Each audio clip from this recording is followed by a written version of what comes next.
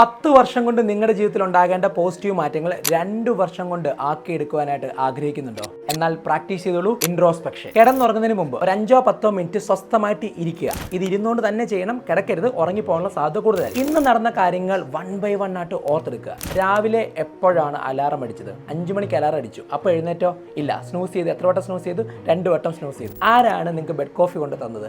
തന്നയാളൊരു good morning പറഞ്ഞോ? കുളിച്ചൊരുങ്ങി breakfast കഴിച്ചു. കഴിച്ച ശേഷം ഒരു പോസിറ്റീവ് ഫീഡ്ബാക്ക് ആ അമ്മയോടോ അല്ലെ പാർട്ട്ണറോടോ പങ്കുവെച്ചോ? ശേഷം ഓഫീസിലേക്ക് വന്ന് ജോലിയും കാര്യങ്ങളൊക്കെ ചെയ്തു തുടങ്ങി. ഏതെങ്കിലും ജോലി കുറച്ചുകൂടെ നന്നാക്കി ചെയ്യാൻ പറ്റുമെന്ന് തോന്നിയായിരുന്നോ? രാവിലെ മുതൽ വൈകിട്ട് വരെയുള്ള എല്ലാ കാര്യങ്ങളൊന്നും ഓടിച്ചു ഓർത്തെടുത്ത ശേഷം കിടന്ന് സ്വസ്ഥമായിട്ട് ഉറങ്ങുക. പിറ്റേ ദിവസം രാവിലെ 5 മണിക്ക് അലാറം അടിക്കുമ്പോൾ ആ സ്നൂസ് ചെയ്യാൻ തോന്നുമ്പോൾ ഉള്ളിൽ നിന്ന് പറയും, ഇന്നലെയോ ഞാൻ ഇങ്ങനെ സ്നൂസ് ചെയ്ത് മാറ്റി വെച്ച ആളാ, അപ്പോൾ ഇന്ന് 5 മണിക്ക് എഴുന്നേക്കാം. കാരണം ക്രിറ്റിസിസം വന്നേക്കുന്നത് സെൽഫായിട്ടാണ്, പുറത്തൊന്നുമല്ല. സ്വാഭാവികമായിട്ടും ബെഡ് കോഫി വരുന്ന ആളോട് ഒരു ഗുഡ് മോർണിംഗ് പറയാനും ആ ബ്രേക്ക്ഫാസ്റ്റിന് ശേഷം ഒരു പോസിറ്റീവ് ഫീഡ്ബാക്ക് പറയാനും നമ്മുടെ മനസ്സ് മുമ്പോട്ട് വരും. അതങ്ങ് ചെയ്ത് തുടങ്ങുക. ഇങ്ങനെ നമ്മൾ ചെയ്ത കാര്യങ്ങൾ നമ്മൾ തന്നെ സെൽഫായിട്ട് ക്രിട്ടിസൈസ് ചെയ്ത് നമ്മളെ നന്നാക്കുന്ന പ്രോഗ്രാമാണ് ഈ ഇൻട്രോസ്പെക്ഷനിലൂടെ നടക്കുന്നത്. ഇവിടുത്തെ ഗുരു എന്നുള്ളത് പുറത്തുള്ളൊരു വ്യക്തിയല്ല, നമ്മൾ തന്നെയാണ്.